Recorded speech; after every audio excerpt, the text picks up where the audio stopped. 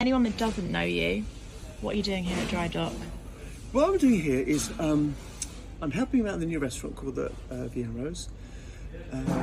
So it's not actually my restaurant, but what I'm doing is compiling the menus, training the chefs, and we do that before we sail. So this is a 2-3 week lead up to this, and it's just making sure everyone knows the new dishes, how they're cooked, how we're going to serve them in the restaurant and also in the kitchen, and that's why I'm here. Amazing. So what is the best part of kind of building a menu from scratch for a brand new restaurant? You have complete control of that, which is great. However, we also have lots of things to contend with. We're at sea. We might not get fresh ingredients for 2 weeks, 3 weeks, 4 weeks. All the dishes be made at the start of the day. Can some be finished? When you're serving 90 covers here, 50% of that menu has to be ready. So that could be a terrine, a soup ready, blah, blah, blah. So it's when you see the final dish, that's taken months and months and months of work. That's why I'm here now. But the great thing is that once you start at the bottom with everybody, they just grow with you and it works. How do you begin to even plan a menu like this? Well, so when you write a menu anyway, you look at a balance of fish, meat, vegetarian dishes, protein, shellfish, not too much pastry, not too many cream sauces. So you have a balance. So in your head you have that anyway, and then just fill in the bits. So you have a circle and then fill in from there. So there's a balance of colour, texture, tastes, not too many cream sauces, not too much pastry, not heavy fish. Then you have to think about allergens these days as well. So you have things like, gluten-free, mushrooms can be an allergen, lactose-free, all these things come into it. Then you put your recipes in, then you cook them and it may not work. So then you have to go back. But I've done this a long time, so I know roughly where we are. So is there anything you needed to kind of adapt? Because obviously it is on a ship and it's a smaller kitchen. Yes, we have to adapt. Portion size is huge. So Saga, generally speaking, they're not a younger generation. So generally speaking, they eat less, but they're very, very precise of what they want to eat.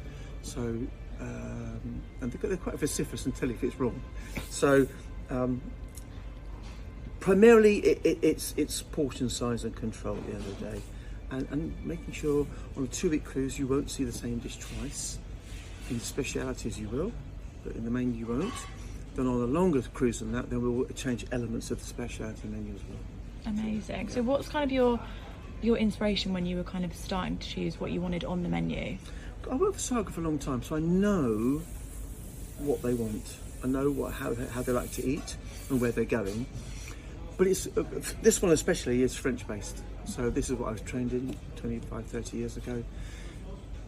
Brasserie cooking to me is simple French cooking, but with the element on taste, freshness, colour, proper old style cooking, which to me is still the best, just down to flavour and textures.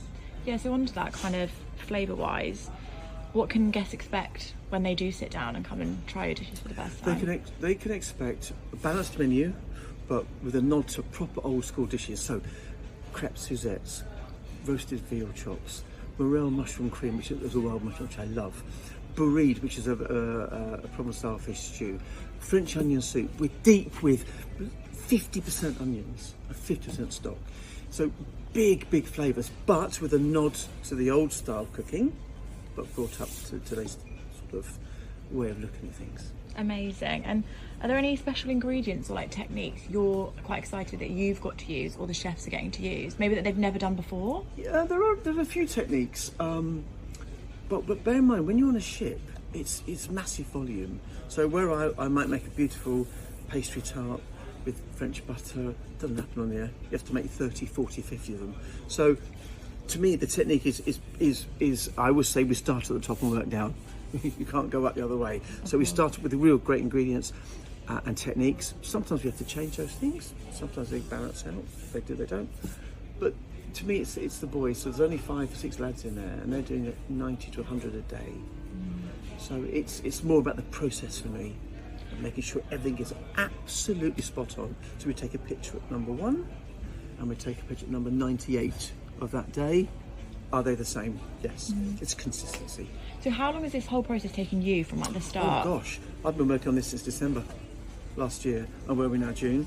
So that's meeting the horse and agreeing menu, cycle, seasons, procurement is 3 months. So the China took 3 months to get in, so we're working that far ahead. But once I'd got halfway through that, I'm now working on dishes for the next menu, which could take another 3 or 4 months because of procurement, seasons, can they get it, can they not get it? So I'm constantly, I'll be working on 3, 6, 9, 9, 12 dishes, which will dot in and out those menus. Any exclusives? As in what? What are you planning?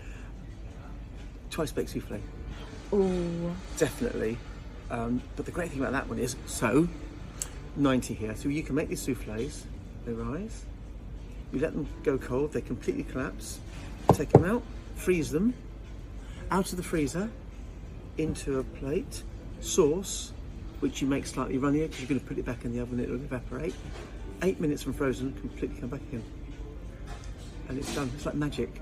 see, I've had bad experiences with souffles. So Because people can't make them. no, it's me. I can't make them. I didn't mean you. I meant restaurants. I've tried. So there's one. Things like, I'd love to do a lobster thermidor, but we try and keep that out of it. I'm battling that one. Yeah, it's nice stuff. Amazing. And then just quickly, I think if you could sum up the dining experience in 3 words, you can't use the word French, what would you say? Relaxed, tasty, simple.